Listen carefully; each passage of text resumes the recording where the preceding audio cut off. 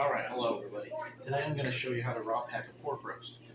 Today's pork roast is from Sam's Club, and it's a Boston bone-in Boston pork roast, whatever that is. And I chose it because it was the cheapest meat there.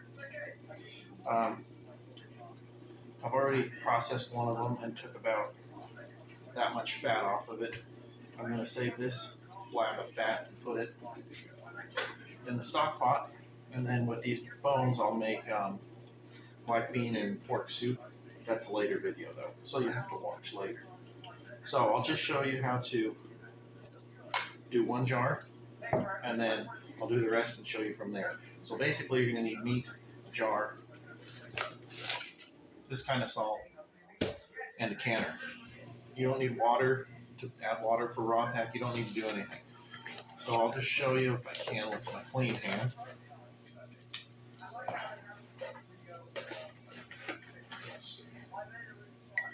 That's a quarter teaspoon of pickling or canning salt. Then you're just going to take your other knife, bigger knife, take your meat, and you're going to cube it up. It doesn't have to be exactly the same size. In fact, I'm not even certain it has to be a certain size. I've never really paid attention to that. I just find that if you chop them smaller, it's easier to find all the spaces in the jar to get it completely filled. So that's probably enough. This is 6 pounds. I trimmed off a good amount of fat, so I should get maybe 8 jars. Just take it like that, and you just fill your jar. Well, let me show you what I mean by fill the jar. There's a lot of people on the interwebs that read the book and then never actually done it, and then they lecture people who have been pressure canning for years and tell them that they're going to die and this and that. Let me tell you, in my opinion, pressure canning is way easier and way safer than water bath canning. Because if you do it right and you put it in for the right amount of time, it's going to kill everything. You're not depending on acidity or any of that stuff. It's just, almost sterilizing it. So we got all this meat here. You're going to press it down. One time I used a metal spoon to press this down. Some dude had a seizure about it, telling me how I'm going to destroy the world with it. So, all right. Now, a long time ago, I learned how to can, and the lady that taught me said it all depends on your personal ick factor. So see right there, there's a little void. Some people might say that's the end of the world. I just press it in really tight. Okay, and most of the voids are gone. With raw pack, you don't want to add any water because the meat's going to cook in the jar as it goes and produce its own water that will fill in those voids, so you don't freak out. That is about 1 inch of headspace. And there you go. It's that easy. Now you just repeat until you're out of meat, and I'll show you the next step.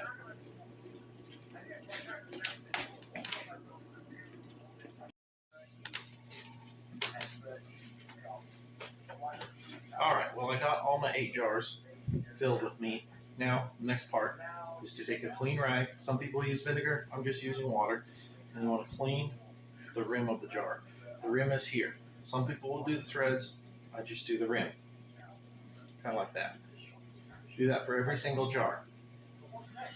The reason you do that is so that that brown part can get a good seal there. That's called the lid. This is called the ring. Then you put the ring on, finger tight, just like that. And I'm going to do that 8 more times. No, I don't warm these up. That's from the olden days when you had to soften the seals. You don't have to do that anymore. No, I don't sterilize these. Why? Because they're going into a pressure canner. Everything living on this will all be dead if you can for the right amount of pressure and time. All right, so now I'll show you the next part.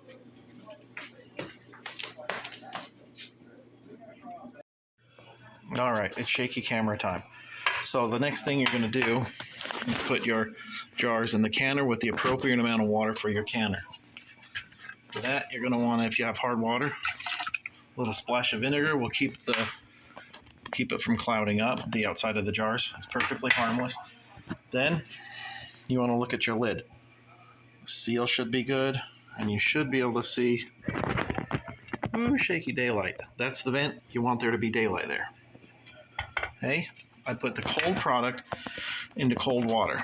If this were warm, like the soup that's going to be in another video, you'd put it in warm water because you don't want to shatter the glass. So whatever temperature the stuff you're putting in is the temperature you want to start your water at. Now the next step, heating it up, letting it vent. Well, I know I seemed kind of casual with my canning earlier, but there's a few things that you make sure you have to do, and this is one of them. You have to let that vent like that for 10 minutes. Otherwise, the world will end. I don't really know what'll happen. I think the jars blow up or something, but just do that for 10 minutes. Once my little thing pops up, 10 minutes. Okay, we've been doing this for 10 minutes. Now we're going to put our little weight on that thing. That weight will begin to jiggle at 15 pounds, and we're going to set our time, which is 75 minutes, after that thing starts jiggling consistently. If it stops jiggling, you have to start the time over.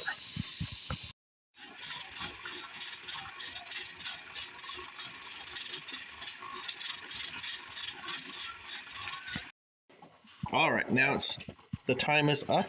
Now all you do is turn off the heat and let the pressure gauge go down to 0 and that thing go down, and then we can take the jars out. All right, hello everybody. As you can see, it's a couple days later. I put it down here on the shelf, but I just wanted to show you a couple more things. On the top, I put the month and the year. Just let them get fully cool after the canner. Don't touch them.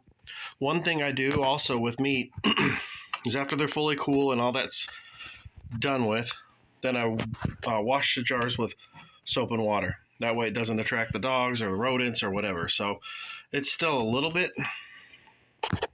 maybe, but it's pretty clean. So it just goes on the shelf with the rest of the meat, and as you can see, we have a lot of work to do. Anyways, thanks for watching.